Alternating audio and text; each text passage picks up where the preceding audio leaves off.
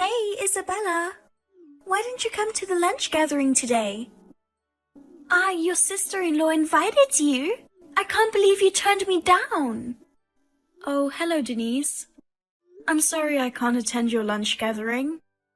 I have work during the day on weekdays, so I can't attend. I told you this before many times. Well, I told you to take time off work and join us. I've been telling you for a long time too, haven't I? I can't take time off so easily.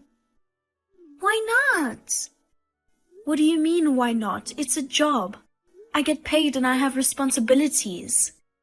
I can't just take a day off because I'm going to lunch with my sister-in-law. Don't you understand that's not a good reason to miss work? The job you're doing is probably some trivial work, right?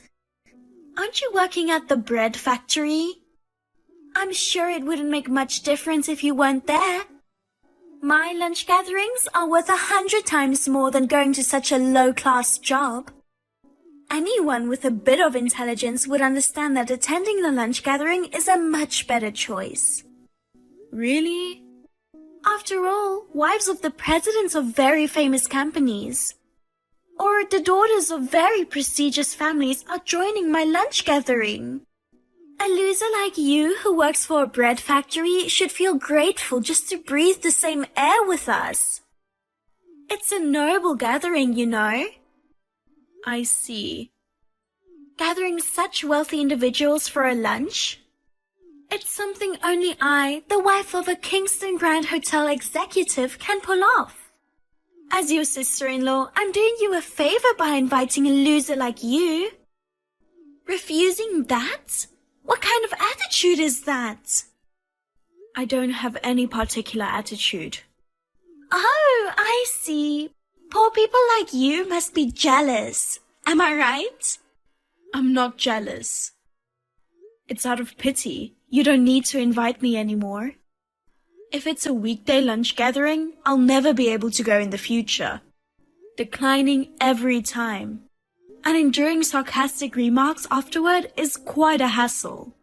Wow! Who do you think you are? Or maybe... Is that what it is? Oh, how silly of me. I'm so used to my lavish life because of my rich husband. I can't fathom the circumstances of a low-class factory worker. So, forgive me, okay? What are you trying to say? Just say it. Well then, I'll say it. You are so poor that you can't even pay for a lunch at hotel. You can't make ends meet without both spouses working, right? I'm so sorry. I see. What's so funny about it? In this day and age, it's not that uncommon, is it? Hey, don't get me wrong. I'm not saying that it's a bad thing. In poor households, with the recent high cost of living, it's challenging to make ends meet without both spouses working, right? But for you, my brother's wife, not having money for lunch is truly pathetic. My father is the president and my mother has never done household chores. My brother and I were raised by housekeepers and butlers, taking piano and ballet lessons from an early age and groomed to be distinguished individuals. And yet, he married a poor loser like you. He was supposed to take over our father's company, but he turned him down and went to work as an employee at a completely different company. It's insane. No other way to put it. If it's just me, it's fine. But can you please not insult my husband as well? I'm just telling you the truth. He should have married someone matching our family status, like my marriage. I don't know why he married a poor woman like you. Constantly calling poor, isn't that going too far? You seem to be making fun of our bread factory. But it's thanks to the people working there that even you can enjoy delicious bread. What? I would never eat low-class bread from a factory. Got it? People like me only eat what top chefs prepare. Those mass-produced in factories claiming to be bread are laughable. It's just garbage made of flour. Excuse me? That's so rude. Calling a product someone worked hard on garbage?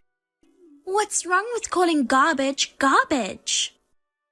You should spend the rest of your life making garbage in a low-class factory. This is too much. It's not too late. You should divorce my brother. What? Why would you bring that up? I'm saying that someone who can't even afford to join the lunch I kindly invited them to is not suitable to be my brother's wife. You're jumping to conclusions like that? What are you talking about? I mean, you keep insulting me and I was so angry that I lost track of the conversation. But the main topic is the lunch gathering, right? Well, you don't have to invite me anymore. The same goes for me. I won't invite you either. I'm not inviting you ever. Well, I'm glad to know. Goodbye. Why didn't you come to the lunch gathering today? I told you to come. I can't come because of my work. I mean, I thought you weren't going to invite me anymore. I wasn't going to. But everyone wanted you to join, you know. What kind of trick did you use to get them to go along with you? I didn't trick anyone. I can't attend on weekdays no matter who invites me. Okay then, let's schedule next week's lunch on Saturday. Please make it this time, okay? Why are you so insistent on me attending this lunch gathering? To be honest, I don't want to go, especially if you are the organizer. Do you remember how you insulted me last week? I don't think I want to attend after being insulted like that. I'm sorry about that. I've reflected on it since then. Oh, don't worry about the money. As an apology, I'll cover the expenses this time. Everyone's looking forward to having you, Isabella. I hope I can introduce my wonderful sister-in-law who's doing great work. Fine. I'll join this time. Wonderful. Thank you. Okay, so we'll meet at the lobby of the Kingston Grand Hotel at noon on Saturday, okay? Sure. I might be a bit late because of work in the morning, but I'll be there. I'm looking forward to it. Isabella, you're the best. Your face was priceless. It was such a masterpiece that I wanted to frame it and hang it up. Denise, what were you thinking? You suddenly poured hot coffee on me. I couldn't help but pour coffee on your head because I didn't like the way you were looking at me. I didn't expect it to be so hot. I'm sorry. Forgive me, okay? Thanks to that, half of my face got burned. Luckily, the hospital was close by. They said it would take about 2 weeks for it to heal. Is it going to heal? That's too bad. But your face was a real sight to see that time. Half of your face was red and swollen, and your face was ugly as an ogre. If my brother sees that ugly face, he might consider divorcing you, don't you think? That won't happen. My husband was rushed to the hospital. He's very worried about me. He'll charge you for the medical expenses. And the cleaning cost of my suit. Oh, speaking of which, you are wearing an expensive-looking suit despite being poor. I wonder if you were trying to match the class of the Kingston Grand Hotel. Poor thing, it ruined by the coffee. What's so funny? I don't understand what's so funny in this situation. There's nothing more entertaining than this in the world. Sipping coffee while enjoying your ugly burn face? Along with the Kingston Grand Hotel's famous French toast? It was truly the best. It was the most exciting lunch I've ever had. I can't believe you. So the apology for the previous insults was also a lie, wasn't it? Was it your intention to invite me over and pour coffee on me? In front of various major company presidents' wives. That's right. It was so easy to trick you. What a foolish woman. I need to properly discipline the low-class bread factory worker who dared to think she could join such a noble gathering. I wish I could have shared this joy with all my wealthy friends. But everyone suddenly left, saying they had something to do. That's my only regret. Something to do? Yeah, it's not usually like that. But wealthy people are busy. They have things to do that you can't even imagine. They came to visit me at the hospital until a little while ago. What? They apologized for your outrageous actions to me. They apologized on your behalf. What do you mean? They apologized for not seeing through your true nature and inviting me to lunch themselves. They all apologized politely, but it's not their fault at all. Why would the president's wives apologize to a loser like you? You're threatening everyone, aren't you? Excuse me? Or did you try to act as a poor victim to trick everyone into being on your side? Well, I know poor losers like you are good at that kind of tactic. In the world of wealthy people, there's no place for sly individuals trying to deceive others. That's why people like them get easily fooled. You still don't get it? About what? If you're up for it, fine. I'll pay for your treatment or whatever. After all, my husband is an executive at Kingston Grand Hotel. We have more than enough money. It's a shame to give it to a poor guy like you. But considering it as payment for witnessing the entertaining scene of a loser getting her face burnt, it's quite cheap. Can you afford it? Of course. I can afford it. Well then, I'll charge you without hesitation. Also, I'll be discontinuing our partnership. Huh? Hey! Isabella! What's wrong? What's wrong? Everything is wrong. What did you say to the president of Kingston Grand Hotel? My husband says he's going to be fired because of me. He's very angry and says he's divorcing me. Oh, so he's getting fired after all? Well, considering the circumstances, I guess it's only natural. What do you mean? Well, because you poured coffee on me, and as a result, Kingston Grand Hotel lost an important business partner. It's only natural that your husband has to take responsibility for that, isn't it? What are you talking about? What business partner are you talking about? I'm talking about Star Bakehouse. It's my company. What? It seems you thought I worked in the factory, but I'm the president of the company. What? The president? We are the supplier for the bread for Kingston Grand Hotel. You said you wouldn't eat bread made in a factory, but many of the guests have given it very high reviews. They say it's delicious. What? Wait a minute, I remember people talking about how the hotel's breakfast bread had a taste like high-end bakery and was fantastic. I heard that some guests come to stay just to try the bread. Yes, thankfully. All the bread served at breakfast is made by us.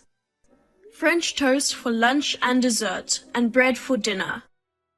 Most of them are produced in our company's factory. Oh, so that French toast I had... You enjoyed coffee and French toast while watching my burns, right? Well, from now on, you won't be able to eat it anymore. You won't get the same taste of French toast as before. We've decided not to supply bread to Kingston Grand Hotel from now on. You're lying! We don't want our bread supplied to a hotel that has people looking down on factory workers, calling our carefully crafted bread garbage, and having someone with such poor character. No, it can't be true. If you stop supplying bread to Kingston Grand Hotel, your company would be in trouble too, right? You'll lose a place to sell your bread. Our clients aren't just Kingston Grand Hotel. Even if we lose one, there are many others interested in working with us. In fact, excluding a hotel that looks down on factory workers, it will be able to maintain our brand. Oh no. But it doesn't make sense. Ending a deal and firing my husband, isn't that too much? Why not just one or the other? Kingston Grand Hotel wants to keep its brand face. It's natural to dismiss a problematic executive. I assume your husband proposed divorce for similar reasons? Being married to a woman of low status damages his social standing, so he wants a divorce, right? Oh no. Is it really my fault? It's too late to regret it. How was I supposed to know you were the president? If I had known, I wouldn't have poured coffee on you. I accepted you as an official participant in the wealthy people's lunch gatherings. Remember? Wealthy or not, pouring coffee to a person is unacceptable. I'm going to make that a prerequisite, but let me tell you something. Everyone else at the lunch knew that I was the president of Star Bakehouse. The reason why they wanted to invite me was also because they knew my status and wanted to get to know me better. Come to think of it, I thought everyone was strangely eager to invite you. I thought it was a little strange that the president's wives would be so eager to get close to a low-class factory worker. How can you convince yourself that you are such a valuable person? In a way, that's a talent. So, everyone going to the hospital when you were burned was also because of that, huh? Are you saying that they all abandoned me and took your side? All this time I've been hosting lunch gatherings and trying to be liked by everyone. And now they're dumping me? Not just my husband, but even my friends as well? Well, it's all your fault. You should be sorry. Then I don't have a choice. I'm going to your house now. What? In that case, I won't be satisfied without revenge against you. If you and my brother aren't divorced yet, I'll barge into your house and mess things up. I'll call the police. Even if you say so, what about my brother? What? He's my brother. I'm sure he'll stand by me. He's probably under a lot of stress because of you who made his marriage difficult. If I went to your house and explained to him, he would divorce you and go back to our parents' house with me and live a splendid life that matches his family's status. Are you an idiot? What? Do you know why my husband didn't inherit your father's company? Because of the high-status family, the dignity and manners. From a young age, he was forced into a constrained life by his parents and sister. He felt suppressed, experiencing significant stress. What? After getting married and starting a family, he finally became free. I don't think he'd easily give up on his current life. My husband and I are both working hard at the jobs we want to do. We are satisfied with our daily lives. We don't want that to be disrupted. If you barge into the house, we'll just kick you out. I wouldn't hesitate to call the police too. What? Don't exaggerate. I'm your sister-in-law, remember? If you don't like it, don't come to my house. Oh, by the way, the medical expenses for the burn and the cleaning costs for the suit haven't been paid yet. Please settle it by tomorrow. You can afford it, right? Good luck. Denise, who had a divorce forced upon her by her husband, didn't just end up with that as her punishment. When I had coffee poured on me, those present were the wives of the presidents of Kingston Grand Hotel's business partners.